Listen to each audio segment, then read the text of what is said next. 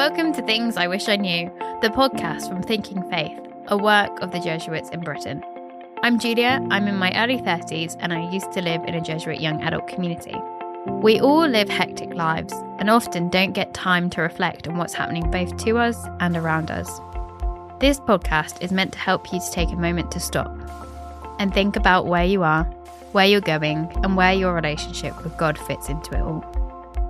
Every week I meet a new guest who tells me about something they experienced which changed their life forever. By talking about the things they wish they'd known, we'll explore the idea that God is in all things. And we'll talk about the part that faith plays in navigating life's challenges. Today I'm speaking to Emma, who is a Catholic artist and a mother of two. She's speaking about her journey from a ticking along Christian life to her deep encounter with Catholicism, and alongside that discovering her vocation as an artist. In this conversation, she speaks about what it was like to listen to God's nudges, responding to God incidences, and now using her gifts to serve the church. So Emma, what was life like growing up with both Anglican and Catholic influences?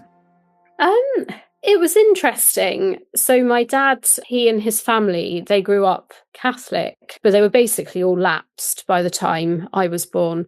So we still had quite a lot of cultural influences, and I went to a Catholic school and things, but I was actually baptised and brought up in the Church of England, as most people are or were in this country in the 90s. I think our family, we had a good mix. It was definitely more Anglican, and it was definitely more of a cultural Christianity than an evangelical sort of experience. So what did faith mean to you as a young person then? By young person, do you mean like a teenager or? Yeah. So I think as a teenager, that was when I really started to explore my own faith and take that faith that my parents had brought me up in and given to me and make it my own. So we had a youth group at our church and I was quite involved with that. We went to Soul Survivor and, all the usual things that the youth groups do. And it was exciting, and I felt like I was sort of getting to know Jesus as my own sort of relationship with him instead of my parents. And then when I went to uni in 2011, I joined the Christian Union. I was actually, by that point, I had fallen away a bit. And it was a friend who I met on my course who was a Christian, and she invited me along. And it just went from there, really. CU was really good. We met lots of other Christians, lots of different denominations. So there weren't many Catholics there because they went to the CathSoc. But it was really good. I met my husband there, and it just was quite a sort of uneventful walk with Jesus. Yeah, it was just sort of trundling along. And I was reading my Bible, I was praying, and that was it, really. I mean, there wasn't any. It was just a normal experience, really. So, how did meeting your husband transform your faith? So, that's a good question. I was still Anglican at this point, and probably more towards the low end of it, so the low church, evangelical. Yeah, that sort of side. And my husband, he had come to uni after a gap year. He'd volunteered with Latin Link, which is a Christian charity, again, evangelical. They sort of send volunteer groups to South America. And he'd come back he went to Ecuador, and he'd seen the Catholicism there, and maybe not the best part of it. He saw it mixed with folk practices and things like that, and that was his idea of Catholicism. He never interacted with the faith beyond that, and he was brought up in the Church of England as well, but he was even more low church than I was. So he definitely brought. When I first met him, I met him through a house group. And I remember thinking, what's a house group? So it's like a small group where you're put together with about 8 other people, and you take it in turns to go around to each other's houses and study the Bible usually and pray. So one semester would be usually one book of the Bible. So we did Romans and Colossians, I think, that year.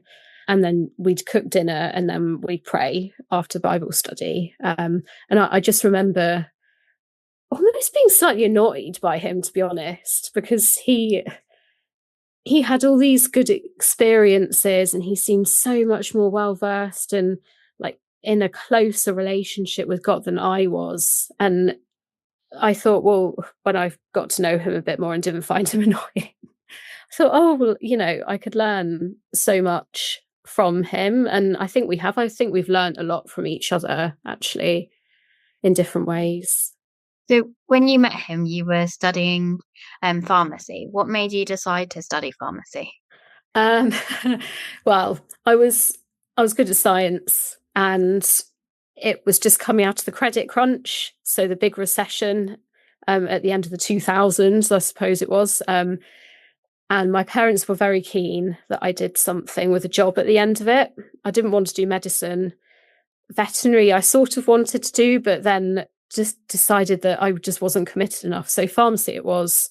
I thought it would be like a mixture between Harry Potter and chemistry and maybe a bit of people interaction. Yeah, and I was 17 when I applied, so really young. I don't know if it was the right thing to do, but I think it was in a way, even though I'm not practicing as much as I was. Yeah. What do you mean by you weren't sure if it was the right thing to have done? Well, I think it was the second lecture out of like the whole year. So I was a fresher, and the lectures had just started, and it was a second lecture, pharmacy practice. And I just remember thinking to myself, wow, this is not what I thought it was going to be. I don't know if I've made the right choice. I don't know if I'm going to be able to do this. I thought it was going to be a lot more sciencey than it actually ended up being. And I really wasn't prepared for the reality of the job that I was training to do. So, and I just remember thinking, oh, wow, this is really boring. Like all of the law and things. I had no idea. I should have researched it better. Parts of it were really good. And I do enjoy being a pharmacist. But yeah, I do remember feeling a bit lost, actually, at the beginning. And did you find your way in it? And was God part of that experience? So I did find my way. So I found a really good group of friends. It was a mixture of the girl I spoke about a few minutes ago, the Christian, Winnie. She was in my tutor group. And then we had another two girls as well. And we got on really well. And we're still really good friends now and meet each other with our kids. And I think looking back, that was God's way of giving me a gateway back in, because when I went to uni, when I first started, I'd basically fallen away from the church as a universal church. I wasn't really that bothered about going to church, and I'd just been given all this freedom. Like I came from quite a strict upbringing, and then all of a sudden it was like, oh wow, I can do whatever I want. And I think actually God putting Winnie in my path was his little way of providing a bit of steering for me and making sure that I didn't completely go off the rails or just get even more lost. Because without her, I don't think I would have gone back when I did, really. Yeah. I think it is quite a common experience for people that once they get that freedom of university where mum and dad aren't telling them to go to church or like to pray, etc., that they do think, oh, I've got freedom, I don't need to go, and then step away during that time as well. Yeah, I think it is quite common. Yeah. Can you tell us about your trip to Catalonia and what did you experience there? Oh, yeah. So Kefalonia, we went there, 2018, I think it was. It was lovely. It was in October. It's a Greek island, if people aren't aware of what Kefalonia is and where it is in the world. It was the most beautiful place I've ever been to, I think. And they're all Greek Orthodox over there, or most people are. So they had all these beautiful churches, beautiful landscapes. The sea was like a turquoise colour, and it was just such a lovely time. And I remember being drawn to the beauty of these massive ornate churches with mosaics and icons and all of that, and thinking, wow, like that's such a such a nice historical base for like people going, like members of the Orthodox Church, like they have all this history. Anyway, then in the middle of the holiday, we visited the only Catholic church on the island. And there was this really old icon in there. It was really, the church was really bare compared to the rest of the other Orthodox churches. It was just bare walls, most of it. But they had this icon of Mary and Jesus. Sort of looked a bit like Our Lady of Perpetual Help, that type of composition. And it had been rescued from the sea. That was the story anyway. And something about me just drew me in to it. And after that interaction, it was like God interacted with me through this icon. I hadn't really had any great sort of massive experiences with icons before. They weren't part of my faith practice.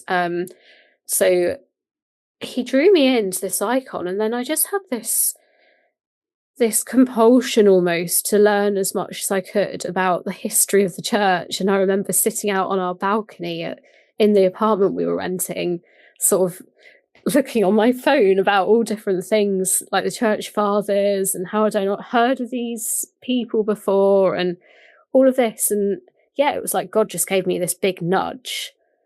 So was it difficult at first to follow that nudge? From an intellectual point of view, it wasn't, because I was just so hungry for the knowledge. But then I started talking to my husband about it, just like slipping in bits and bobs here and there. And I could tell that he wasn't very receptive to it. And I said I was, after a month or so, I said that I was quite interested in finding out more and that I'd emailed the local Catholic parish. And he was like, "Oh, really? Like, I can't believe that you would feel that way," from what he had experienced. Like, in his eyes, Catholics weren't Christians. They were something else. They were like a mix of Christianity and, I don't know, folk craft. Like, I don't know, not witchcraft, but you know what I mean? Superstition. In his eyes, which I think when he'd only seen the very, very tip of it, maybe that's what some people would think. And it got to the point where I said to God in prayer, like, I don't want to do this unless you really want me to, or you're going to bring Dan, my husband, with me and you're going to change his heart, because I just can't do it. It's too difficult. And the parish hadn't got back to me, so I just left it. And I left it for 2 years without doing anything. That's a long time to not do anything in, if you're feeling that nudge. What happened that made you do something about it in 2 years later? Those 2 years, they were actually really difficult for me in terms of, it wasn't quite a spiritual desert, but I was just feeling really unfulfilled with all these questions. And the church, we had this lovely Anglican parish. It was wonderful. We had house groups and all sorts of things, and we really liked the vicar there.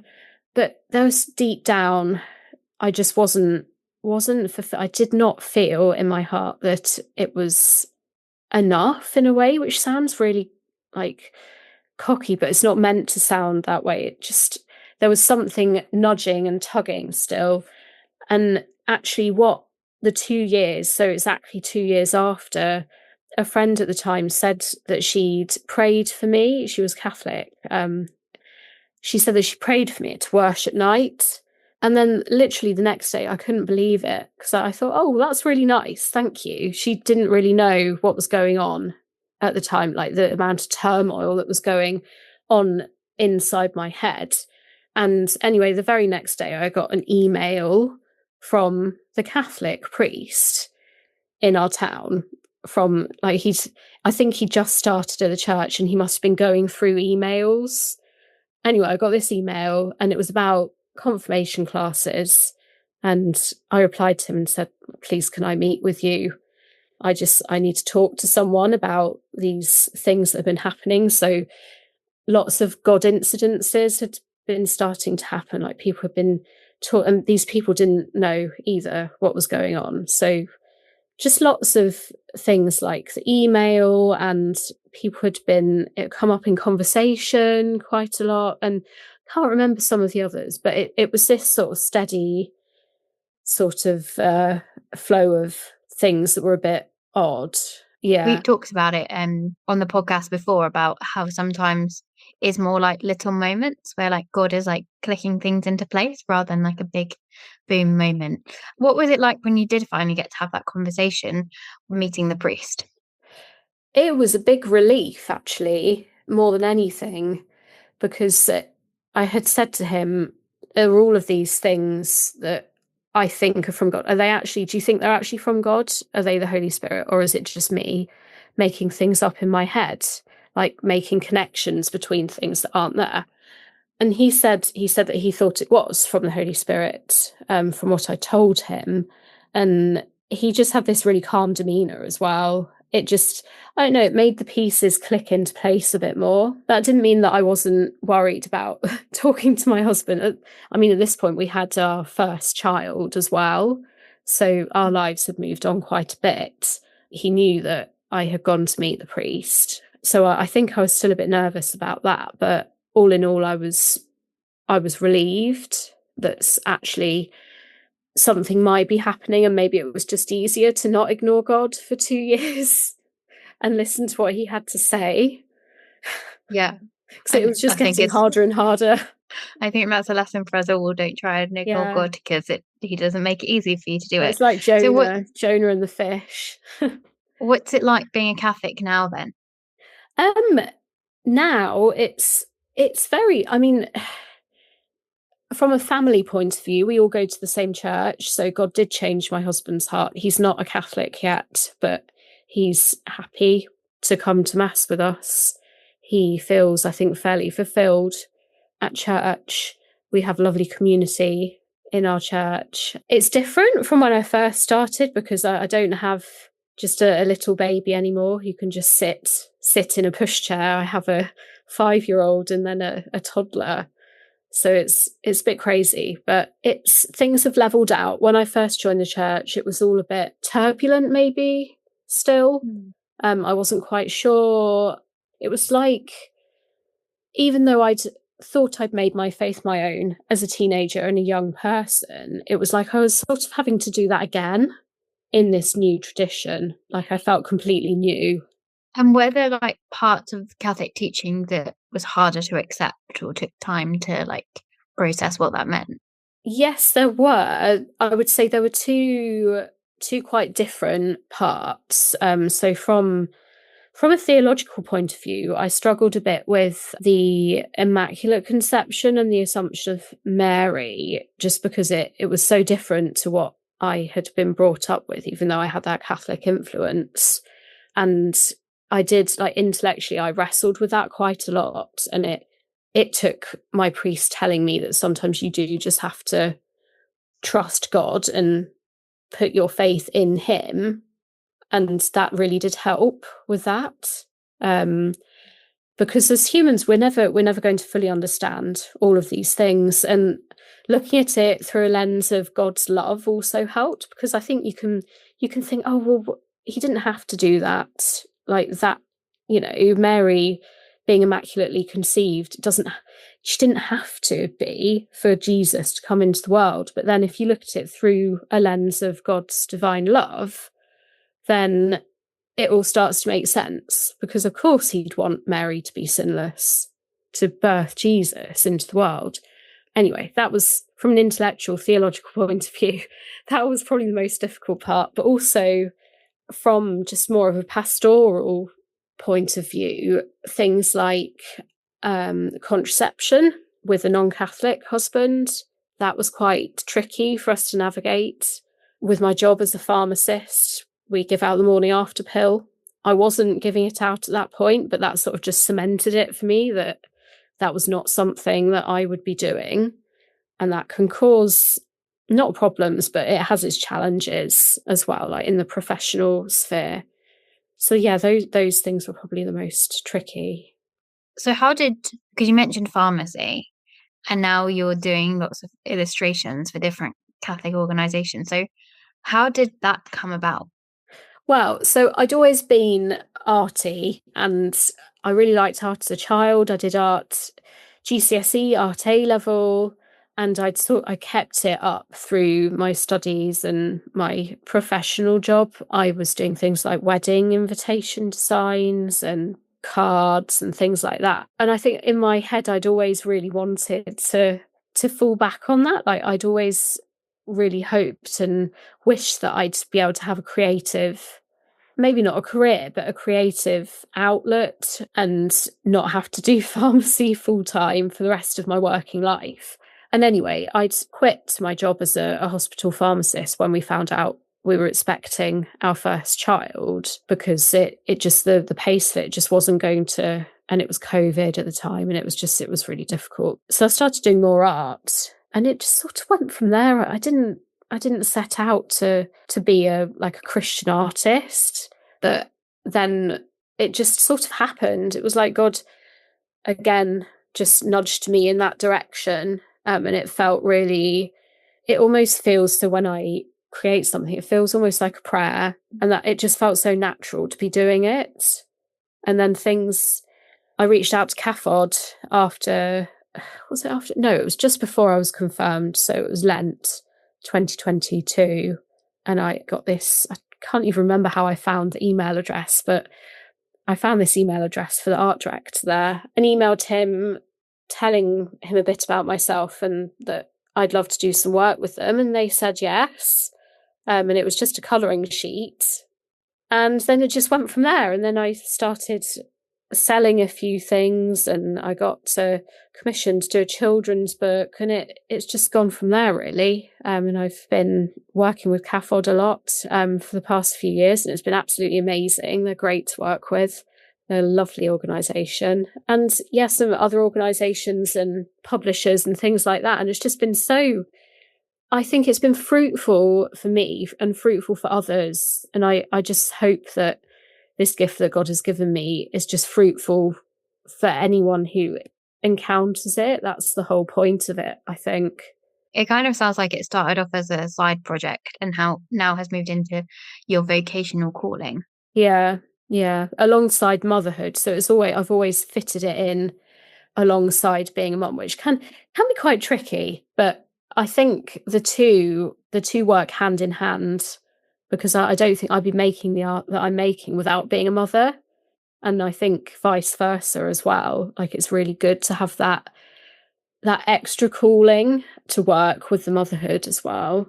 Yeah. So what does it mean to you to share the gospel through your art? I mean, it's a privilege, really. It's just, I don't know, it's amazing because I feel like God is working through the art. And I think the fact that it's religious and faith-based art, really, it adds such an extra element to it, an extra dimension. It's also quite a responsibility. Sometimes when I think about it, I think, oh, like, is this how it's meant to look? Like, am I portraying everything right? Is this actually going to, like, people going to feel something, or is God going to speak to people through this? Yeah, I mean, I will say that when I make the artwork, a lot of the time I feel like it's not just me doing it, it's also God. And like I said before, it's a bit like a prayer, but in the form of art. Yeah, instead of working, maybe, how your actions can be prayers. It's very much like that, I think. I do kind of get that because I am not an artist at all. I wouldn't say that. But when I've been on retreats at like St. Bino's and places, and I've just had times where you can go into the art room and do some creative stuff, it feels kind of like the art you're drawing is not coming from you. It's being inspired. Yeah. And just a reflection of where I am in my prayer life as well. Yeah, exactly. Yeah. And of course, I think the other side of that can be if you're feeling quite far from God, sometimes that if you do that for a living, like sacred art, that can present as challenges sometimes. But yeah, it's amazing, really. I can't believe that I'm doing this. Do you have any recommendations for anyone who's like feeling a bit far from God, but wants to kind of enter into prayer through art? I would say don't be afraid of just starting. I know that's a really common piece of advice, but sometimes the most difficult part of it can actually be, one, coming into prayer with God, especially after a break. Sometimes that can be quite intimidating. And also the art, again, especially if you're a perfectionist, it can be intimidating just to start, put pen to paper or brush to paper. I would say, I don't know, it's, just start anything. It doesn't have to look pretty. It doesn't even have to be, like, say if you're looking at a Bible verse, it doesn't even have to be related to the Bible verse. It can just be whatever pops into your head. And sometimes it can be nice to do it with other people. But yeah, I would say just don't put pressure on yourself for it to look a certain way, because usually, even in your head, if you think it's going to look a certain way, then usually at the end of it, it won't look that way, which is a bit like what God does with us. Yes, that I was thinking of some artworks where I've imagined what it's going to look like, and at the end not being very happy with it. But it's been actually the ones where I've started with no idea that have ended up probably on my walls. Yeah. So how has your journey helped you to become more fully yourself? I think it's definitely, from a faith point of view, I definitely feel a lot more rooted. I've had to, not trial and error, but it's when you go into something new. So for me, the Catholic faith, it wasn't quite new, but a lot of the parts of it were new. And it makes, as an adult, it makes you reevaluate what you think you know and what you think you believe. And I think making this commitment, like quite a big outward and inward commitment to join the Catholic Church, it made me think, okay, do I believe this? And why do I believe this? Even more so than when I was a teenager. So what advice would you give to someone who's having those God incidences that you mentioned, and how do you encourage them to listen to those?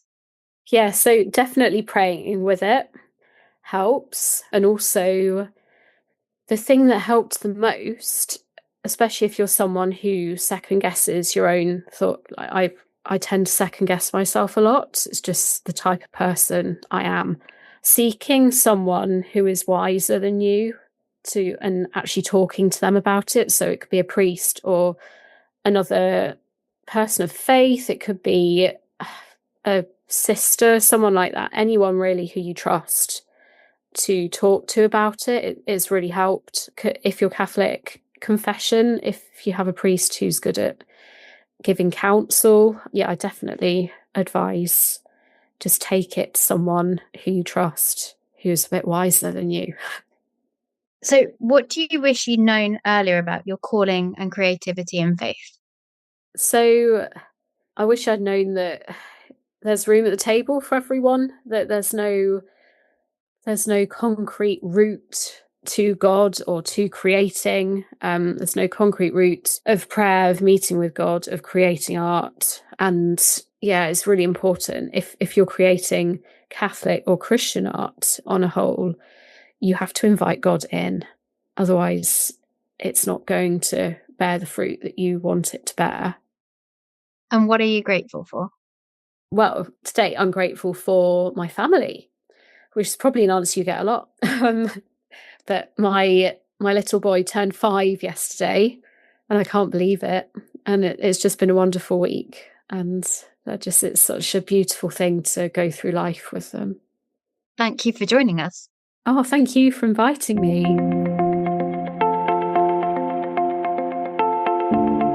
Thanks for listening to Things I Wish I Knew.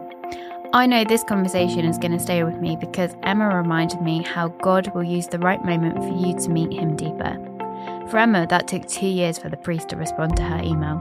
I know I've had similar moments like that, and it's amazing how God works in all of our lives. How about you? We'd love to hear how Emma's story resonated with you. And why not also tell us if you're facing an experience you wish you knew how to look at differently? It might just be something we can help with. You can find out more about this and other themes at thinkingfaith.org. Thank you again for listening. I hope you'll join me again next time on Things I Wish I Knew.